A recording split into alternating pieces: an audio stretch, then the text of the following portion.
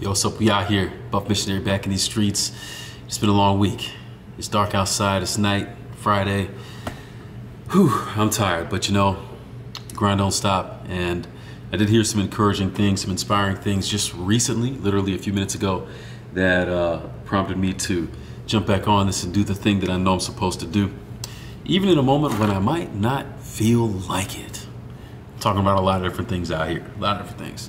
Anyways, I want to share first from Psalm 91, verse 2. This is the chapter that I'm memorizing in Portuguese. I actually don't know the whole thing in English, but I'm memorizing it in Portuguese. And let's see what I got. Pode dizer ao Senhor, tu és o meu refúgio e a minha fortaleza, o meu Deus em quem confio. And that says in English, I will say of the Lord, he is my refuge and my fortress, my God, in him will I trust. This week has been a long one for a number of different reasons.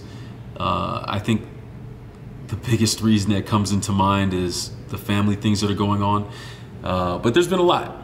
So I'm just going to touch on just a few of the different things that have been happening this week and how it's all kind of compressing and making me feel almost, I say almost stressed because I don't like to embrace stress as other people do. In fact, if you know me, you probably heard me say that I don't believe in stress, which is not accurate or true by any stretch. Obviously it exists, but you know, it's just interesting how you choose to deal with those things. And it's also interesting when you tell yourself a certain thing about that thing, and then you have a week that reminds you that you relate to this thing just like everybody else. So I'll start with my car. First, there's been a really loud grinding sound coming from the driver's rear side of the vehicle for a long time. And I actually thought it was the exhaust system. So I took it into the shop. They're like, nope, your exhaust system is old, but you wouldn't want to replace it because it is what it is.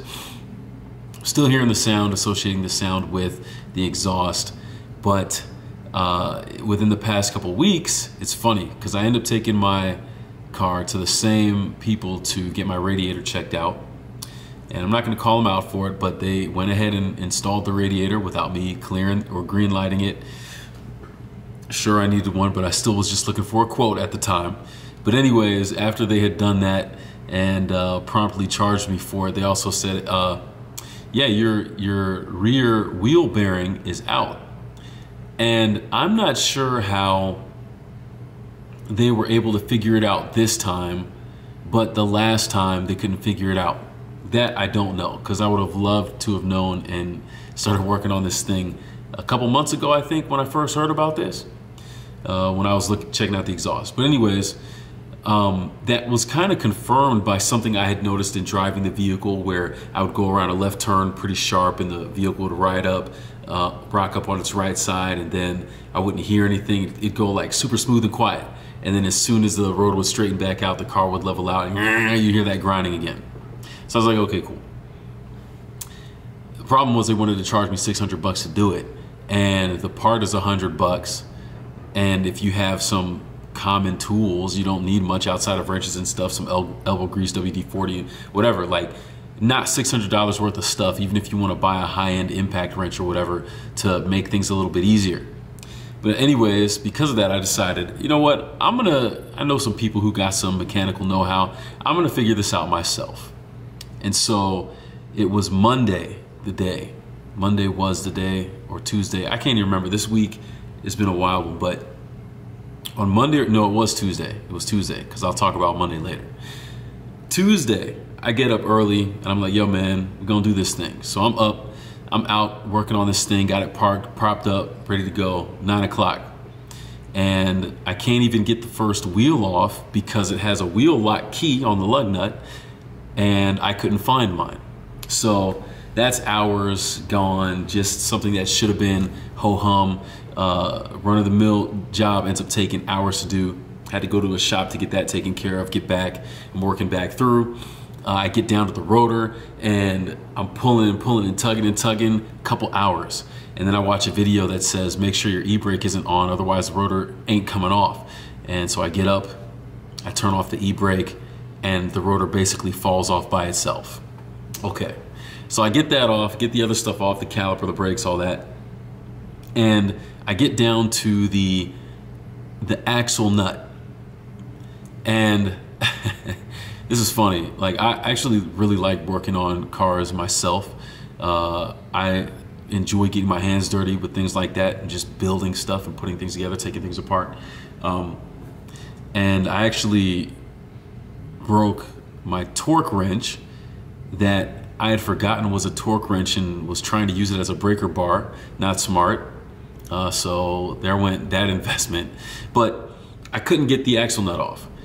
So that was hours. I had the wrong size, had to go to this shop, had to go to that shop. I was all over the place all day. Long story short, I get down to that one last piece, the axle nut, couldn't get it off. And I probably would have kept working on it a little bit more, but it was scheduled to rain. And the day was nice. Nicest day of the week, was up to 70 degrees. Perfect day to work on a car. And it starts to drizzle. I start to pack it up. And I think in maybe a little bit of frustration, putting everything back together took all of 15 minutes. after working on this thing all day, 12 hours worth of spending on this thing, it was basically 15 minutes to undo all of the stuff that I had done. Whatever. Still haven't worked on that. That's been a few days ago. I was able to borrow an impact driver. I'm gonna get a new breaker bar and another socket and work on this thing on Sunday. So that was Monday. The day wasn't a complete L. There were still some good things that came out of that. I think it was a good experience, and I definitely would have preferred to spend my day the way that it did instead of chalking up $600 for something that shouldn't cost $600. All right. But the day before, Sunday and Monday, I actually had to move. I moved out of the dorm from being a dean there. Moved in with a buddy of mine who I also work with, also on the gymnastics team, so we're well connected. And the house, I'm supposed to be living in the basement, which is getting remodeled. It's not done yet. A lot of the remodeling started, I would say, maybe a couple months ago during or right at the end of Christmas break. So in between that time, I've been kind of living half unpacked with just necessities, my bed, some different things, and kind of going back and forth from upstairs, downstairs, doing whatever. I have not been settled in yet. This is since last August, and it's March now, right? And now, because of the progress of the remodeling, which is fantastic, now I have to move everything out of the basement and put it upstairs. So that was Sunday and Monday, moving everything. And man, like from the stairwell to go into the basement is not that wide, and I'm carrying up these recliners and stuff. I did just about everything by myself outside of one, probably the most awkward and heaviest piece to move, which I was able to get some help. The guy actually doing the remodeling, who's a beast, by the way. The amount of stuff that he knows and the fact that he's doing all this stuff by himself is amazing. But he helps me bring it up. And yeah, I was exhausted. Still got gymnastics practice on both of these nights, so it's wild. Now, you get to the school aspect of it, and finally getting back around with the third degree that I'm pursuing, the Master's of Social Work. And it was a few weeks ago that I actually visited and talked with the social work department and got that stuff figured out. But turns out graduate admissions, man, they kind of let me down again, because all they did was transfer one document over to my new application instead of all the files over. So the director of the MSW program is asking me for these things, and it's kind of confusing because graduate admissions was supposed to do it. So I'm going and trying to find all these things to send to her. It was crazy. But because of being busy on Monday and Tuesday, I actually wasn't at work. I had to take those days obviously to do that, but I felt a little bit behind, and I felt like I needed to kind of catch up and do a little bit more, which got harder coming down to Friday because I had two meetings, one in the morning, which was a surprise because I was scheduled to do a worship talk for next Friday. But then at like 8:58, I got a text asking if I had the Zoom link because I was supposed to be speaking in like 10 minutes. Didn't know that. And I had a meeting in the afternoon with the coaches for gymnastics for planning for home show, which took a couple hours. It was all over the place, man. So Friday, I was super busy, still doing, it's today, like still doing a whole lot of things, had to run some errands, because we have a gymnastics trip up the road tomorrow, a day trip. We're going to be leaving at the bright morning hour of 8 a.m. I still have to finish a couple things and pack up to be ready for that. And planning, there's just all kinds of stuff. And on top of all this stuff, I'm only talking about my issues, right? There's the thing going on with my family, with my mom and the struggle with mental health. And this week, it's been a little harder in that regard because obviously I'm in Michigan. My brother, he's in Tennessee, which is not far from where my parents live in Georgia now. But the thing is, being further away from it, proximity-wise, actually helps my mind because I'm just not as close and I'm not as connected. I have been trying to stay in pretty good contact with my dad about it, which has been good. But lately now, my mom and kind of her mentality and kind of how things go when she's struggling with this issue is starting to send out more of these text messages to people. And I'm starting to get them. I'm in a few of these different groups, so I'm getting texted, several times this week about stuff that I really would have no interest or desire to care about in the least, or even stuff that's borderline offensive, this kind of thing. And it piles on to everything that's going on, so it feels like you can't get a win. So you think about all that, and that's just me. Each and every one of you, you have your own stuff you're going through. You understand this, you know this. And in the midst of this, because my sleep schedule was so off, I actually didn't get up early enough to do my videos like I wanted to do in my devotions like I wanted to do most of the week. And here I am on Friday being reminded, that I will say of the Lord, He is my refuge and my fortress, my God, in Him will I trust. And it's an honest moment for me here because I don't know if I can honestly say that I lived this week in a mindset of trusting in God. There was definitely a lot more of my effort going on when it came to dealing with the car, when it came to dealing with these other responsibilities I have, when it came to deal with work, when it came to dealing with the family and the pressure there, feeling my frustration pass over into other things that to me should be simple, but it's taking longer than it should, and it's just annoying. Man, whenever you trust more in yourself, that's going to be a much more miserable experience.